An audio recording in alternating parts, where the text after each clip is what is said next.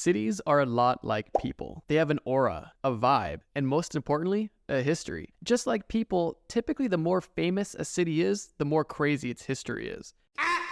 And that's exactly what we're going to discuss. In this video, we're going to look at famous cities with scary and honestly crazy histories. Each history is going to be getting progressively darker, and for the sake of this video, we're only going to be focusing on one specific element from each city's history. Got it? Let's begin. Starting our journey with one of the most famous cities on this list, we have Paris, France. Now, if you already know what I'm going to talk about, here's a cookie. But if you don't, listen up. This part of France's history isn't extremely dark, it's just creepy. And if you don't know what I'm talking about yet, I am talking about the Paris catacombs. Paris has had a long, vast history with many ups and downs, so I chose something rather interesting and tame to start off the list. In case you're unfamiliar, the Paris catacombs are an extensive underground tunnel system below Paris. It extends about 250 kilometers long and it contains the bones of over 6 million people. The Paris catacombs exist because at the time, France's graveyards were overflowing and in some places leaching into the water system. Definitely not what you want to be drinking. The lack of space was becoming unsanitary, and on top of that, Louis XVI was trying to expand Paris and more land was needed. The solution? Well, why don't they fill up the quarries that are already under the city with the bones? And that's exactly what they did. And they began digging up graves and respectfully transporting them at night under black veil carriages from the graveyard into the catacombs. The bones were then structured and displayed in an artistic way, and then shortly later opened to the public. Yeah. Although there isn't a specific horrific cause for all of these 6 million dead people, for the most part, it is still just creepy to think about the huge mass grave that lies below one of the most famous and beloved cities in the world. I really wanted to add this example, one, because it was tame and it was a great start to the video, which, I mean, keep in mind this video gets gruesome pretty quickly, but also just because of the fact that you don't typically think about this when you think about a Paris trip. You think about eating a croissant, seeing the Eiffel Tower, visiting the 6 million bones below the city. Like, that typically isn't on the to-do list. Maybe it is for some, but it never was for me. So I thought I'd mention it because I feel like that is really unique to Paris. Moving on. Next up, and already exponentially higher on the darkness meter, we have Salem, Massachusetts, which is also the only entry on this list that is famous for its dark history. And unless you've been living underground with 6 million bones, then you would know that what I'm talking about is the Salem witch trials. The Salem witch trials were a series of hearings and prosecutions of people accused of witchcraft in colonial Massachusetts between February 1692 and May 1693. Only a short amount of time. But the amount of hysteria that took place within this amount of time is shocking. Witch trials and witch accusations have been a long-lasting occurrence across Europe for long before Salem even existed. By the time that the Salem witch trials happened, it was basically faded out across most of Europe and only existed on America and the fringes of Europe. The entire situation began when two young girls began acting peculiar. They began screaming, throwing things, uttering strange sounds, and contorting themselves. A local doctor visited them and was unable to explain their symptoms in a medical sense, and his only logical explanation was witchcraft. The afflicted girls accused 3 women of bewitching them. These accusations are believed to stem from social prejudice. The accusations spread quickly and fueled the existence of local rivalries, fear, and belief in the supernatural. This truly had an exponential effect because the more accusations there was, the more people began to believe in the supernatural. The local authorities shortly stepped in and a specialty court was even created to deal with these matters specifically. With those courts came the trials, and with those trials came prosecutions and executions. More than 200 people were accused, 30 people were found guilty, and 19 people were executed by hanging. The Salem witch trials are definitely a dark part in Massachusetts and America's history as a whole. And for me personally, the most interesting part about the story is just how quickly everything came and went, and how easily people were to believe almost nonsense with no evidence. It's rather strange and a very cautionary tale. And since we're already talking about witch trials, why don't we just talk about the heart of the witch trial? Edinburgh, Scotland. If you thought 19 executions was bad in Salem, Edinburgh had 1,500 executions by torturous means. not just hanging. Now, I'm not just going to dedicate a whole nother city's dark past to witch trials. I don't want to have witch trials be the same dark past for two different cities. So I'm going to focus on other attributes that contribute to the dark past of Edinburgh. Attributes such as the old town being less than 1 square mile, but housing over 60,000 people. This tiny, cramped situation caused very poor living situations. And the reason they chose to live like this is because they were protected within the town's walls from the English. Hello, governor! Because of this, a lot of the lower end of society chose to live in tunnels. These were abandoned tunnels that were originally built for business storage that were abandoned because they were too damp. People literally lived and died in these tunnels, and yes, the hygiene was horrible. Also, Edinburgh was the body-snatching capital of the 19th century. People were digging up dead bodies to steal the belongings off the cadaver and then donating the bodies to the medical schools for a large wage. It was a pretty lucrative side hustle, and I can only imagine if Instagram hustle culture was alive back then. Okay, I literally made a skit for this, but it was so bad I just removed it. Like, I obviously have never heard a Scottish accent because it was just bad. If this video gets 20,000 likes, I will link it unlisted in the description. That's the only way you'd be seeing it, because it was just so bad. Last two things I'll mention about Edinburgh's dark past is their public executions, specifically hangings, and also fecal matter being thrown out of the windows, but that was just pretty commonplace for medieval Europe, so let's just keep going. Now, before we leave the beautiful continent of Europe, we have one more European city to talk about. That is Prague, Czech Republic. The city in modern times is lively and beautiful and cultural, but in the 1600s and 1700s, the best way to describe the city was honestly just an unfortunate series of events. The first element of this series of events is the defenestrations of Prague, which is funny enough because the defenestrations are their own series of events. Basically, what defenestration or to be defenestrated means is to be thrown out a window, literally, and this happened multiple times in Prague.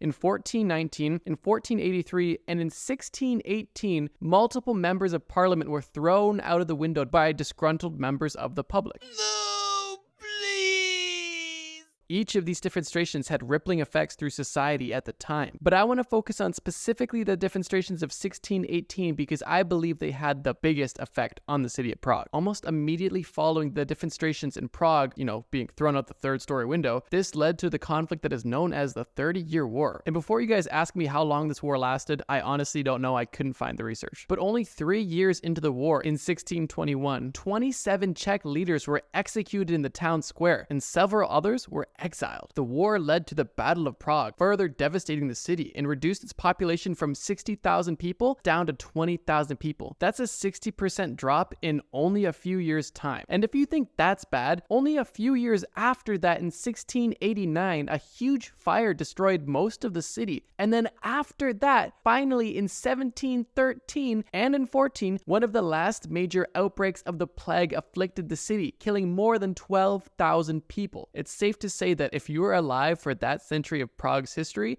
you were not having fun. If for whatever reason your darkness meter isn't quite satisfied yet, it's about to be. The next three on this list are vile. With that being said, we're moving our show over to the Middle East, specifically Baghdad, Iraq. Although extremely recently, Iraq has had a plethora of issues, from their struggles against ISIS to last decade's war with the Americans, and even before that, their encounters with the British. Hello, governor. That's not what I want to talk about. What I want to focus on specifically in Baghdad's past is the siege of Baghdad in 1258. This specific siege was a pivotal and devastating event during the Mongol invasion of the Islamic world. This siege was led by Genghis Khan's grandson. At the time, Baghdad was considered one of the most prosperous cities in the world and was known for its cultural and scientific achievements. Although after a relatively short siege, the city fell to the Mongols. The Mongols sacked the city, destroying its libraries and its House of Wisdom and all of its infrastructure. The caliph was captured and later killed, and this was honestly a symbolic end to the Islamic Golden Age. The death toll of the siege and the sacking of the city was estimated to be in the hundreds of thousands, making it one of the most catastrophic events in the history of the Middle East. The fall of Baghdad significantly weakened the Muslim world, leading to political fragmentation and making it more vulnerable to future conquests. This event has had a lasting impact on the region and is often cited as a turning point in Middle Eastern history. The darkest part about this, in my opinion, is definitely the long-term lasting effects of this siege. The death and torment of the hundreds of thousands of people on its own is horrible and cannot be forgotten or neglected.